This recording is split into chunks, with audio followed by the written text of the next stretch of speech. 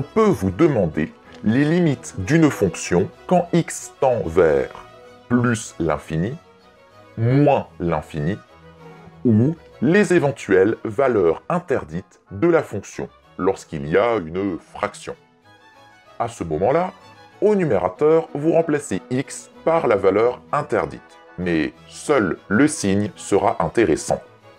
Il faut ensuite étudier le signe du dénominateur et voir si, en se rapprochant de la valeur interdite, il tend vers 0 plus ou 0 moins.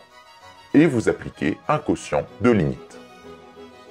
Mais des fois, la vie n'est pas aussi facile, et vous vous retrouvez face à une forme indéterminée.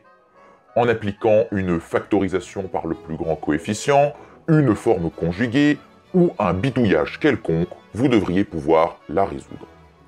Ensuite, il y a les asymptotes. Si la fonction tend vers un infini, alors que x tend vers un réel, c'est une asymptote verticale. Si la fonction tend vers un réel, alors que x tend vers un infini, il y a alors une asymptote horizontale. Parfois, vous devrez faire une composition de limites, comme racine carrée de quelque chose, ou quelque chose puissance un truc. Pour le résoudre simplement et avec style, vous pouvez faire ainsi. Vous calculez la limite de la première fonction, et vous calculez ensuite la limite de la seconde, en considérant que x tend vers la limite trouvée précédemment. Puis, il y a les théorèmes. Le théorème de comparaison.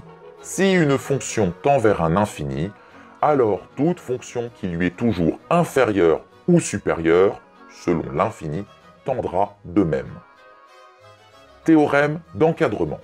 Si deux fonctions tendent vers le même réel et qu'une tierce fonction se trouve être comprise entre les deux, alors elle tend vers ce même réel. Théorème des valeurs intermédiaires. Si une fonction est continue sur un intervalle, ce qui est normalement toujours le cas dans ce qu'on vous donne, et strictement croissante ou décroissante, alors à une ordonnée ne correspondra qu'une unique abscisse. Et là, vous avez l'essentiel. En bref,